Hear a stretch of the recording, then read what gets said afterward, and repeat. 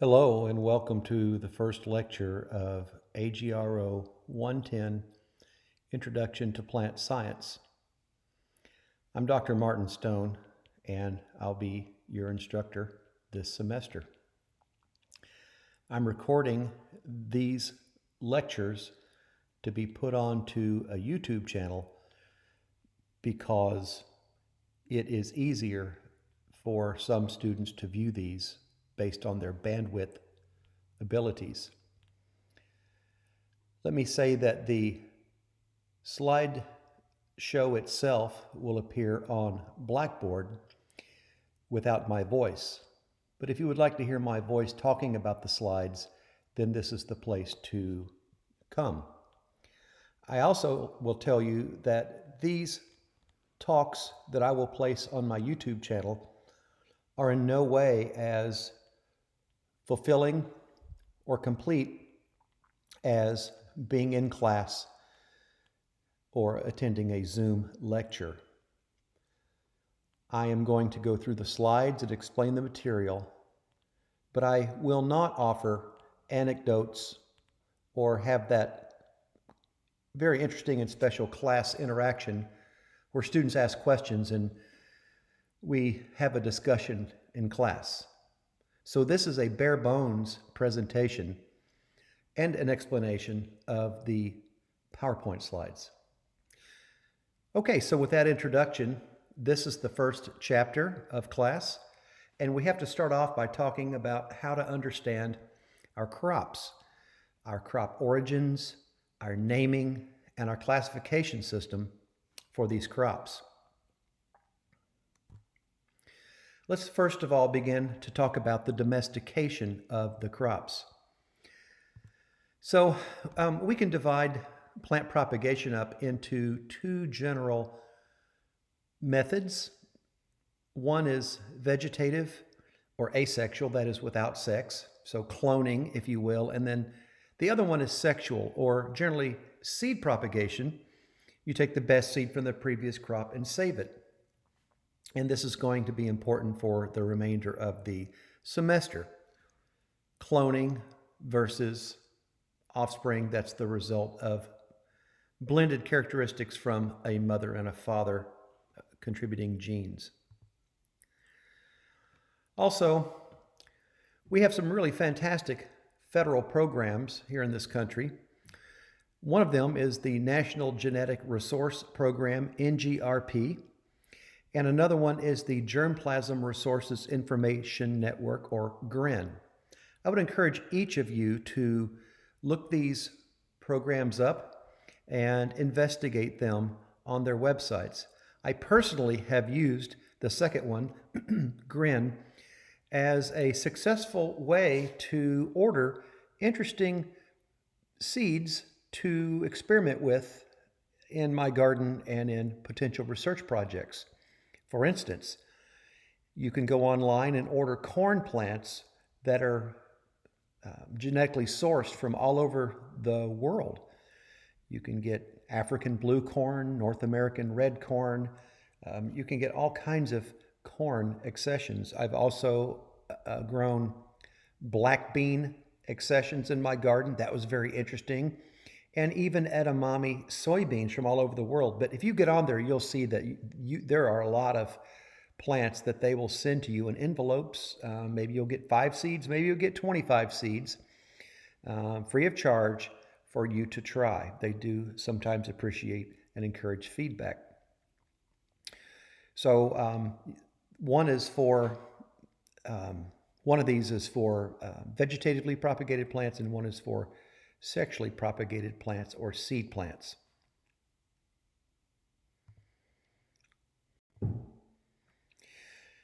We can look at a couple of familiar crops that we grow in our home gardens. We grow commercially to run a business or feed a restaurant or feed our families, and they should be familiar to us. On the left, you see corn, and there is a red box there with 3 images of corn. The image on the left is the primordial corn that we find in the caves, thousands and thousands of years old. in Mexico generally, and Central America or Southern North America. And through the years, we find that the cobs get larger and larger and larger. The larger cobs show a human influence through centuries and centuries and centuries of selection for larger seeds, larger cobs, and replanting those seeds with those particular genetic traits. It's slow, but it does show a directional momentum towards larger cobs. And then we hit hybrid corn last century, almost 100 years ago, and that really changed the way we grow corn. But for most of our existence, if we were eating corn, we ate corn from fairly small cobs. In the middle photograph there, you see two plants. You see a plant on the left with many stems and the plant on the right with a single stem or a stalk. Corn is a grass, and the picture on the left is a picture of teosinte, which is a type of early corn. You see how we've changed the architecture of corn through breeding, and we've changed the look and the structure of corn. We've gone from a corn plant that kind of looks like a bunch grass and produces several small cobs to a grass that has a single stem, produces one ear of corn, and it is a whopper of an ear of corn. So those are the changes that we have made through time. Also typical and representative, by the way, of the Western Hemisphere in Central America, we believe is the center of domestication for tomatoes. Tomatoes for many, many centuries were considered to be poisonous by many Europeans, but in Central America they were eating them. We see the size gets bigger and bigger. And now, of course, you know that there are so many different types of tomatoes: cherry tomatoes, big tomatoes, small tomatoes, paste tomatoes, orange tomatoes, right? Red, and anything in between.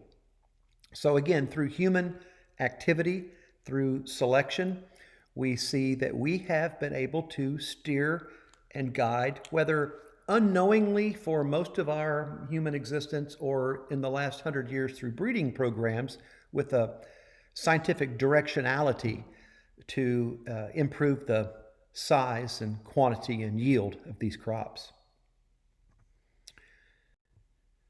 The repository to which I was referring earlier, run by the USDA, might look like this. This is just a small fraction of some grains that are found in the repository. You see that they are by variety and by region. They're kept cool because they are living embryos inside those seeds, and they are using oxygen and they are using a little bit of food, but not much. We keep them cold, and they're seeds. And if we look a little closer, we see this one, PI 501111, Zea maize, which is the scientific name for corn, subspecies maize. And we see this is one from Zambia, which is a country in Africa. And you can order these, they'll ship them to you. You can grow them off. It's incredibly interesting to see the varieties of, just for instance, corn that people grow around the world. And it's really fun to grow these in your garden and to see what people eat from around the globe. Here are some scientists in one of the cold storage facilities where we keep the seeds. We don't keep them all in one place. Different crops are kept in different locations, and that's a great idea, right, strategically. Different crops are kept in different locations in the United States, and these gentlemen are visiting from another country, and they're looking at the corn being held in the storeroom. Well, we should now talk about taxonomy. We've seen a scientific name. We've talked about a couple of crops. Taxonomy is the science of naming and classifying things. It could be rocks, music, but in this case it'll be plants, and specifically agriculturally important plants or crops. And we're going to need to know a little bit about how to name, how to talk about and how to properly communicate with fellow scientists and each other the proper name for our plants that we're going to be studying. Now, keep in mind that there's a lot of ways to classify plants. We could say they're tall or short. We could say they're evergreen or deciduous, right? But we have a very certain way that we do this, and it's based on flower structure. Why do we base it on flower structure? Flower structure is considered to be, and we see that it is a very conserved trait in plants. It is stable. It doesn't change. So if I were to grow a plant in Bowling Green, Kentucky, and I were to take the same plant and grow it in Los Angeles, California, and in Beijing, China, and in Madrid, Spain, it might look different, right? The leaves would change shape. The plant would get, the morphology would change. It might get taller or shorter. The leaves might be big or small. They might be waxy or not waxy. It would be difficult sometimes to recognize a plant growing in a different place as the same plant. And therefore, the leaves, the morphology, that is the shape of the plant. Morpho is shape, so the morphology, the study of the shape of things, or in this case, plants, and the color of the plants are extremely variable. If you grow a plant in the shade and you grow the same plant in the sun, it's going to look very different. If you grow it in a hot place versus lots of water, it's going to look different. But that's not so with flowers. We find that flowers look like flowers, pretty much no matter where you go. And so that's a really good characteristic on which to base a naming system for plants. And in fact, that's what we've chosen to do. Theophrastus was the first one to have a written record of, and you can see that he lived a long time ago, but it's our history, it's our human nature to try to classify things, right? We classify junior, sophomore, boy, girl, we classify political parties, we classify music genres, we classify different social groups, even different generations, Gen X versus the millennials, right? And so we like to classify things. It helps us make sense of the world around us. Theophrastus was one of the first ones to do that, and he's credited for first recording the names of plants and giving it a go. Now, we do classify plants scientifically based on the flowers, right? But we also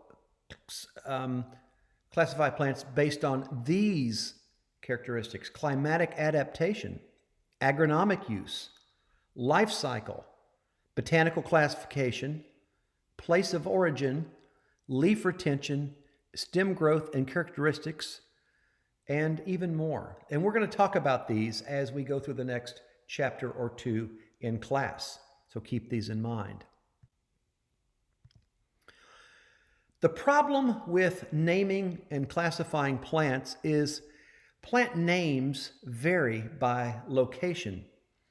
The common names of plants may be based in culture or geographically limited, especially in areas such as Appalachia, where a plant may be known by one name in one little valley or holler, and you get over into one holler over, and it's known by a completely different name. So this is an unreliable way of recording and documenting plant names. It's okay to have a conversation over the backyard fence, but from a science point of view, it's inadequate. The same plant is called cocksfoot, but also it's called orchard grass, and you may know it as one or you may know it as the other if you're familiar with this plant. So it would be very confusing to talk to somebody who only knew it as one and the other person only knew it as the other. They would be communicating past each other and never really connecting about talking about the plant. They would spend all their time talking about the name of that plant and trying to figure that problem out. Lucerne is the same as alfalfa, but in Europe and England, it's known as lucerne. In the United States, we call it alfalfa. Okay, that's a English-speaking countries for sure, but a cultural difference for the same plant. It would be very confusing. And then corn versus maize. When is corn corn? In most of the world, people call corn, what we call corn, they call it maize. And what I grew up calling, and I grew up in Oklahoma, what I grew up calling maize is sorghum that's grown out in the western central part of the United States where it's too dry to grow corn. You can eke out sorghum in these places, semi-arid places, but we called it maize, okay? But in Africa, that's corn, and so it's quite confusing. When is corn corn? When I lived in Texas, they pronounced it K-A-R-N, carn, and I had to learn what they were talking about. Where's the carn ripe? And get some carn on the cob. Here's an example for you. This is a very bad weed globally, certainly a bad weed in the southeastern United States. This is a plant called velvet leaf. I learned it as velvet leaf. It's got a real soft leaf. If you were to touch that, it would feel like felt. It's got a lot of tiny, tiny, tiny hairs on the leaf, and it's actually wonderful to feel. It feels good to touch it. It's in the hibiscus family. It's a mallow. The mallows we call the hibiscus group. Okay, and so that's what it's called. But depending on which state, which county, which neighborhood you're in, it's also called buttonweed, pie marker, Indian mallow, velvet leaf, like I learned it, elephant ear, or wild cotton. Cotton is in the same family as velvet leaf. It's in the hibiscus family. So you see that there could be some confusion there. The name is Abutilon theophrasti, named for our old buddy Theophrastus, and that's the name we know it as in scientific communication. We don't use buttonweed or wild cotton.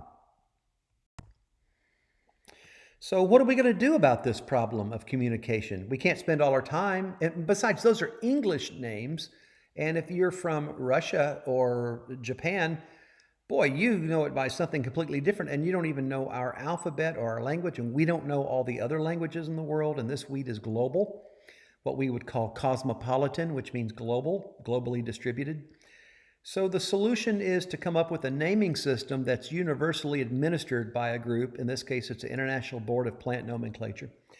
And they determine they vote, and they meet every few years, and they vote on what constitutes an official name, and can a name get changed, and should it remain the same, etc. So we have a governing board that is recognized all over the world. So to put taxonomy in perspective, you can say there are 5 kingdoms, which is listed here. You can say there are 3 kingdoms, which is maybe a more modern or updated view, but it doesn't really matter for the class. What matters is that you understand that everything nests within another nest. It's like nesting boxes. A little one fits inside a bigger one, which fits inside a bigger one. In this case, the kingdom would be Plantae. The division would be Spermatophyta, which means seed plants. The class is Angiosperm, which are flowering plants. Of course, the other class would be the conifers, the cone-bearing plants like pine trees. And then I'm going to skip subclass. It's Rosidae, which, is kind of it's fine, but we'll go to order. Rosales, starting to sound like roses, and in fact, it is. Now we're getting to the part, though, that we really pay attention to. From the family down, this is what most biologists and certainly most agriculturists pay the most attention to. That family name, Fabaceae, means the legume family, or the bean or pea or alfalfa family. Family names always end in A-C-E-A-E. And the first letter is capitalized. And so if you see that, you're looking at a family, a scientific or a Latin family name. And then within a family are a lot of different genera, which is plural for genus or genuses. You could say genuses, but I think technically most people use genera. And we can focus on one particular one just as an example, glycine. So glycine and the species is max. Glycine max, that's soybean. That's the species for soybean. Which variety are we going to plant? Well, the variety is underneath the species. It's below the species level, and in this case, it's Mica 3.5, okay? Soybeans are grown based on their growing season. The further south you are, the longer the growing season, and the longer maturing varieties that you choose, and the longer maturing varieties generally yield higher because they have more time in a growing season to produce more photosynthate, do more photosynthesis, and to fill more bean pods or whatever we're talking about. If you're north, you have to grow the shorter season soybean varieties that finish up before the first freeze, because once the first freeze hit, it's game over, and you have what you have. So the farmers kind of gamble, right? They gamble on they never know what the growing season is. They know what the average growing season is going to be, but they don't know what in a particular year what the growing season is going to be. And they try to choose the longest variety they can, the longest season variety they can, but not push it so far that they get caught at the end, getting frozen out and not completely filling their crop. But that is how the classification works. I learned this, by the way, in school. I'm going to skip the subclass, but I memorized it. KDCOFGS, King David called out for great sandwiches. And that's my mnemonic device on how I remembered that when I was in, I'm sure, junior high and high school. Again, we're going to focus, though, on the family level of taxonomy and below. We don't really do a lot above family levels. So the Fabaceae, glycine max. There are other species of glycine, but the one we have for soybeans is glycine max, and the variety is Mica 3.5. We use a binomial system of classification, bi meaning two and nomial meaning name, so a two-name system of classification. And we've decided that we're going to use, they're written in Latin, although some are derived from Greek, but they're all written in Latin. Latin is a universal language. It's a dead language. It doesn't change. And everybody has to learn Latin. Since nobody speaks Latin, nobody's at an advantage for having it as their base language, the scientific language. So if we chose English to be the scientific language, we would love that, wouldn't we? But the rest of the people on the planet wouldn't like that very much. Or if we chose Chinese or Russian or French. So we choose Latin because our language is based in Latin.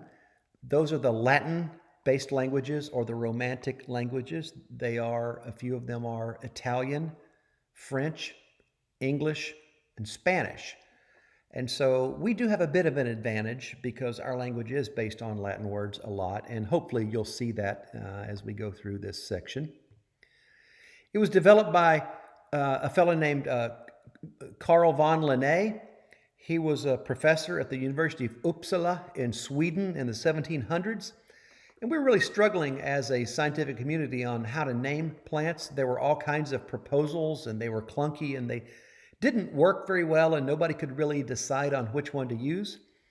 He decided so it's Carl von Linné, but we call him Carl Linnaeus.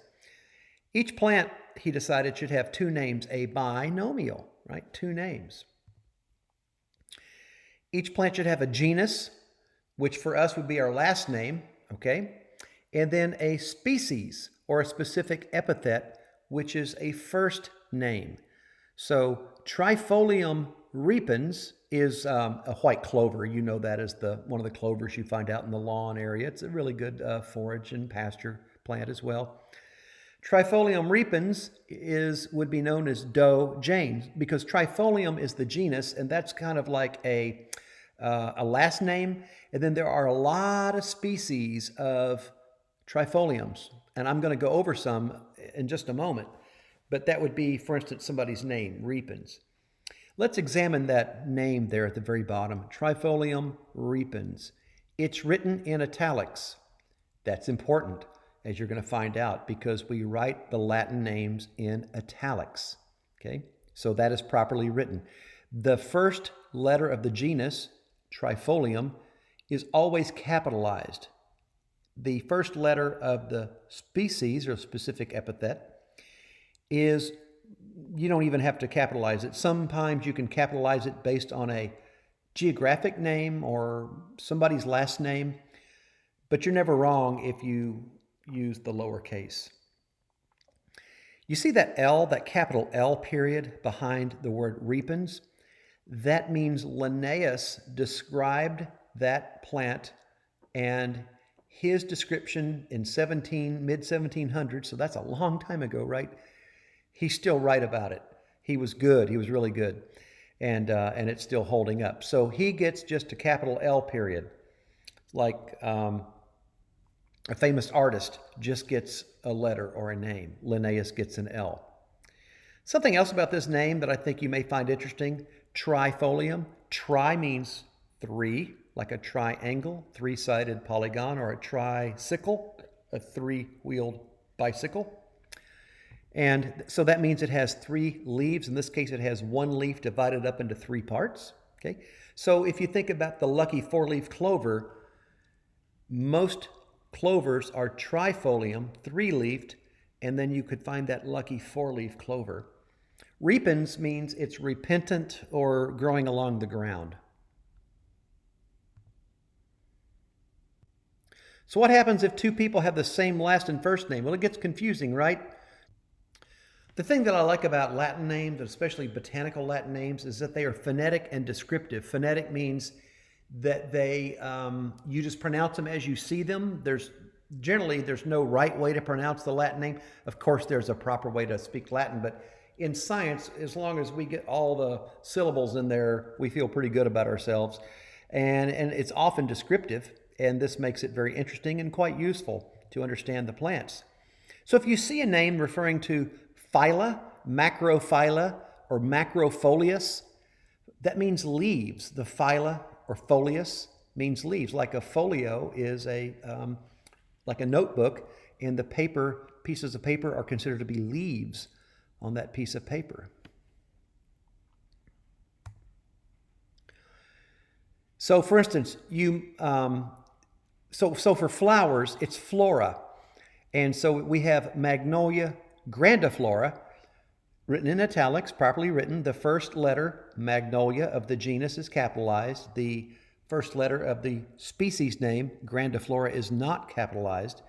But look at that species name, grandiflora, grand flower, big flower. And in fact, those are the southern magnolias that have the dinner plate-sized flowers. I'll show you a picture in just a moment. So these prefixes, macro, grande, they mean large. Micro means small. So macrophylla would be a large leaf. Grandiflora would be a large flower. Microphylla would be a very small leafed plant. And so you can look at the name of the plant and often determine what a major characteristic is of that plant and predict what it would look like before you've even seen it. And that's a lot of power, and that's very useful.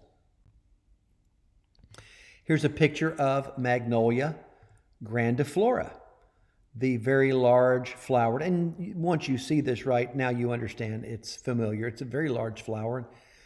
Here's a picture of it with a pin in it to give you a sense of how big that is. Okay, truly remarkable and beautiful, beautiful landscape plant. Now, those were prefixes. We could talk about suffixes as well.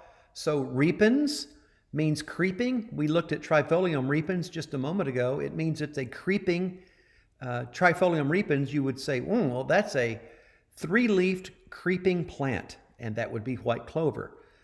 Or also the name could refer to where it came from, Canadensis, Canada, Japonica, Japan, Sinensis, Asia or China, or Chinensis, China.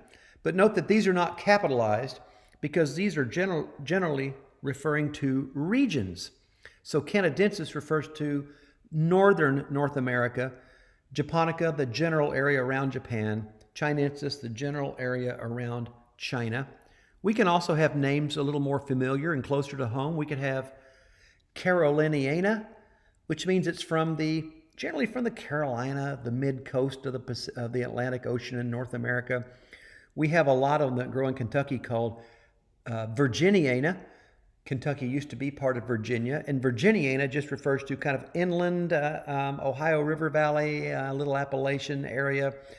It just refers to a region, not the political boundaries of the current state of Virginia. So it's useful to get a sense maybe of where these plants originated. So let's get on to the naming conventions. The first letter of the first word, genus, as I've mentioned, is always capitalized. In this case, it's Medicago, capital M, Medicago. That's the genus name, by the way, for alfalfa.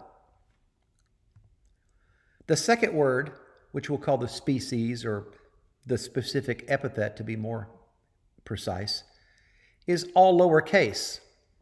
That sativa there would be maybe a genus name, but it would not be a correct species name because the first letter is capitalized, right? That would be incorrect. The exception of when the name of a discoverer is used, possibly, it's always, though, correct to use all lowercase for the species. So when in doubt, use lowercase. And then it's interesting to note, and it's good for you to know, that when you type Latin names, you need to italicize them. You can also underline them without italicizing, and that's fine. But if you're reading a book or a paper and there's a lot of underlined Latin names in it, it makes your eyes tired, and it's really busy looking to have all those lines on a page. So generally, it's polite for your readers to use italics. Now, if you're hand printing a name, you can't really hand print in italics, or if you can, maybe people wouldn't recognize that's your print. So we underline. So hand printing is underlined. Typed printing or on a word processor is italicized, okay? So I mentioned a little while ago Linnaeus. We call that part of the name the naming authority. So Medicago sativa L is alfalfa, as described by Carl von Linnaeus, or Linnaeus, capital L period. We do not italicize what we consider to be that part of the name is called the authority. We don't italicize the authority. But let me show you something you'll see quite often in Latin names. If originally Linnaeus classified and named this plant, it's a native prairie warm season grass, Indian grass. It's called Sorghastrum nutans. The L in parentheses means that Linnaeus initially described it under a different name, but then a new person came along. In this case, this person is Nash, so that's not their whole name, but it's, I don't know what their name is, but it's Nash period. They currently have the correct naming of this plant, Sorghastrum nutans, okay? So it still gives credit for Linnaeus, or whoever is the first one to describe it. But we also recognize that things change through time, and we have different understandings of plant evolution and classification, and so currently Nash is the one who has the authority on that plant. Now, once you use a genus name for the first time, it can be abbreviated from then on. So let's take corn, our old friend corn, Zea mays. That's written correctly, Zea mays. But every time you write the Latin word for Zea mays, it would get old, and it takes up a lot of space in a paper when you're trying to save room on a publication, trying to save printing. And so the first time we use it is fine. We use the whole name, and then from that time forward, we can just say capital Z period, italicize capital Z period, mays, okay? But we do not ever abbreviate the second name, the species name.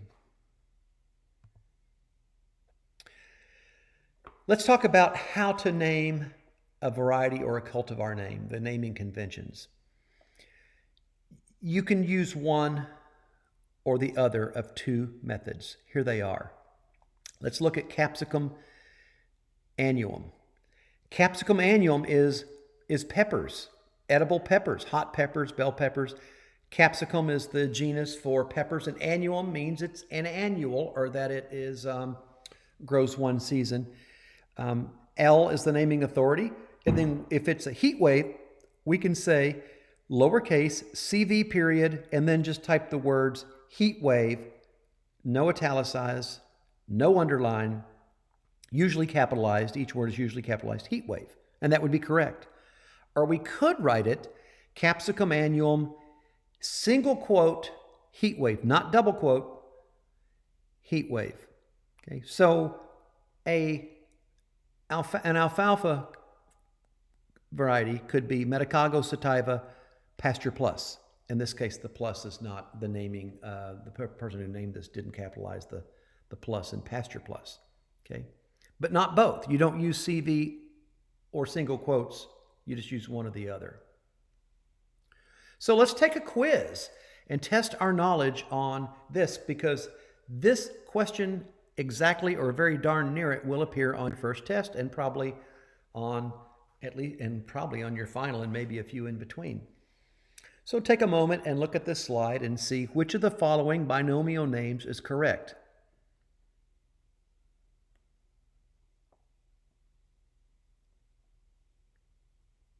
Okay, are you ready to talk about it? The best way to do this, and the best way to take a multiple choice test, is to use the process of elimination. So let's go through these one by one. So the first one is Zea mays L. So it is italicized, so that's correct. And the first letter of the genus, Zea, is capitalized. But look, the first letter of the species name, maize, is capitalized, so that's incorrect. And for good measure, the naming authority, or L for Linnaeus, is also italicized, which is incorrect. So that one's got a double bad one on it, so we can eliminate A right there. Let's go to B. Zea mays. Well, it's not italicized and it's not underlined, so it's wrong from the beginning. And then also the word maize is capitalized, so that's wrong. That's got two bad ones on it. We'll eliminate A and B. C. Zea mays L. That one looks pretty good. Let's go on, but you don't want to knee-jerk and pick that one. Let's explore the others. D. Well, we can see that the italicization is okay, but Zea is not capitalized. So we'll eliminate D. And E, it's not italicized, otherwise it's correct. And so we're back to C. C is the correct answer in this case. And I hope you see that, and I hope that you also chose C. Let's do another one. Which of the following are correct? Lycopersicum esculentum is tomato. Okay, and in this case, M-I-L-L, mill, is the naming authority. So let's do the same exercise. I'm going to give you a couple of seconds to look over this and see if you can pick out the right one.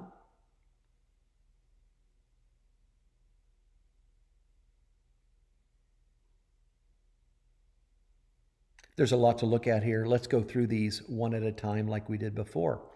A. Lycopersicum esculentum. Esculentum, by the way, means edible. Mill, CV, big red. Oh, no, that one can't be right, because whereas the Latin genus and species is right and the authority is right, you can't have both CV and big red in single quotes. So that's double using the cultivar designation or varietal designation, so we're not going to use that one. A is wrong. B, Latin looks good. CV, big red. Well, that one looks pretty good. C, Latin looks good, but big and red is italicized. It is correct to use single quotes.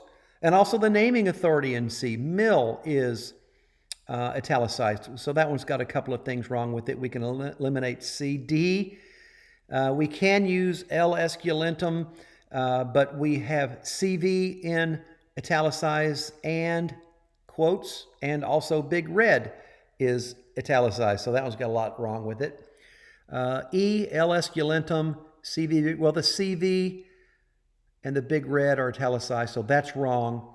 And then finally, the word on F, the word big red, is italicized, and it should not be. So we're back to the only one that really is correct, and that would be B, Lycopersicum, CV, big red. Okay, so the correct answer would be B. That's how you do these multiple choice questions. Well, What's the importance of a species name? Why do we need to know the species name for proper identification? Because there are so many plants in the world, and we have to name them and we have to talk about them, and there can be hundreds of plants within a single genus. So we have to choose really accurate species names to talk about those particular plants. We've talked about trifolium before, the little clover. Let's go back to trifolium. The true clovers, hundreds and hundreds of these species exist.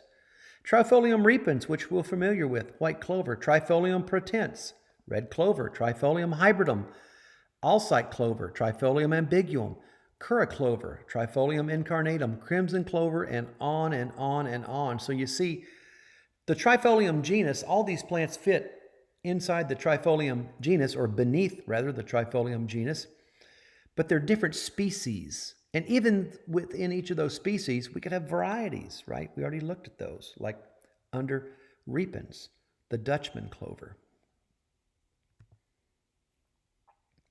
Spelling and terminology are extremely important. It's proper to spell these correctly.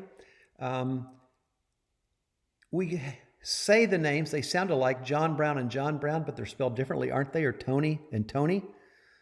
Right? So we need to make sure that we can say them, they may sound one way, but when we spell them, it has to be correct. Or yam versus potato, which are, I'll talk about a little bit later on, which are, we use them interchangeably, but actually yam versus sweet potato, they're not the same thing. Anatomically, they're not the same thing. So at Thanksgiving, when you buy them yams and put them on the Thanksgiving table with some melted marshmallows on top, put them in the oven. We just use yams, but really they're probably roots of a sweet potato. It's important to get your spelling correctly. Okay, so heck, I could get my sausage biscuit and EEG for only 99 cents at the Dairy Queen here. Maybe my sausage biscuit needs an EEG. That'd be a brain scan. I don't know what they would find. But it's important to be accurate. It's important to be accurate and consistent. A 20-inch diagonal, but 21 outside of the USA and Canada, right? So this is very confusing. Is it a 20-inch or is it a 21-inch? Science is based on accuracy, and we thrive on accuracy, and we demand accuracy, not only in our calculations and our data, but also in our naming of organisms, in this case, crops and weeds. It's very important. Some of the important crops and their botanical names is listed here. So the common name might be alfalfa, and that's fine. You can talk about alfalfa as long as you're in the U.S., but if you travel, then you can't use alfalfa. But you can always use Medicago sativa. And you can go down there and see there's our old friend maize, corn. The nicknames are, those common names are confusing. But Zea mays is always Zea mays. Okay, and we can even go down to tobacco, Nicotiana tabacum, or wheat, Triticum aestivum. All right. And I would like you for the first exam to be able to recognize these plants and match them to their Latin name. So I want you to be able to match the common name to the genus and species. You won't have to bring it up from memory, but you will need to be able to recognize which ones they belong to. It's not much. These are important crops. It won't hurt you to have a better understanding of the Latin names of some of our most important species that humanity lives and makes money and survives on these species. And then finally, I would like you to know some important crop families. I would like you to know the Fabaceae family. That's the bean or legume family. And they're famous for fixing nitrogen that exists in the air. 78% or so of everything we're breathing into our lungs right now is nitrogen gas. I don't know if you thought it was oxygen, but it's not. They're able to fix it into a nitrogen source that plants can actually use. Plants are unable to use the nitrogen that exists in the atmosphere. But legumes have a symbiotic relationship with a bacterium or several bacteria species that can fix atmospheric nitrogen into something that's useful, right? That's huge. for human nutrition, for animal nutrition, for the health of soils. Peas, peanuts, clovers, soybeans, alfalfa, redbud trees are in this family, and many, many others. It's a fantastically diverse and quite large cosmopolitan family.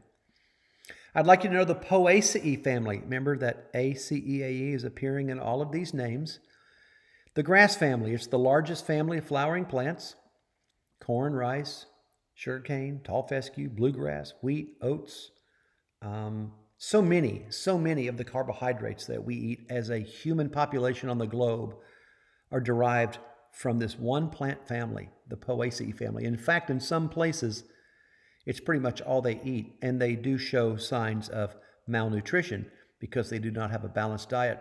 That's why it's important if you're, let's say, vegetarian and you're not eating meat, and so meat is high in nitrogen and protein. Well, you're not going to get that from the meat, but you can get it from the Fabaceae family, beans and legumes, because it fixes atmospheric nitrogen from the air, from the sky, and then you're eating it and you get your nitrogen that way. But if you only eat a grass, you'll have a human will have developmental problems, medical problems, and will show signs of malnutrition. The Solanaceae family is one of the all-time favorite families, the nightshade family or potato family, but it also contains tobacco, tomato, pepper, eggplant, and a lot of really, really poisonous plants and a lot of psychedelic plants. It's a dangerous family, it's an interesting family, it's an important family, and it's worth your while knowing that it's Solanaceae family, the nightshade family. The cucurbit family, the Cucurbitaceae family, is the pumpkin, cucumber, squash, and melon family that feeds a lot of the planet, especially the continent of Africa. Have a lot of their food calorie requirements met at certain times of the year on the Cucurbitaceae, but certainly Native Americans ate Cucurbitaceae tea as well, and it's an important food crop for humanity. The Liliaceae, the lilies, garlic, onions, and quite a few others, but garlic and onions are the main ones. These can be very important crops at various times in either cultural cuisine or just as a source of vegetable matter and nutrition. And then finally, the Brassicaceae, very important family, the mustards, cabbage, mustard, cauliflower, broccoli, turnip, and kale. Left off kale here, but it's very important. It's gained a lot of notoriety lately. The Brassicaceae are the mustards, and they all belong to the same family. Okay, and with that, that will end the slideshow for this particular chapter, Chapter 1 in AGRO 110, Plant Science.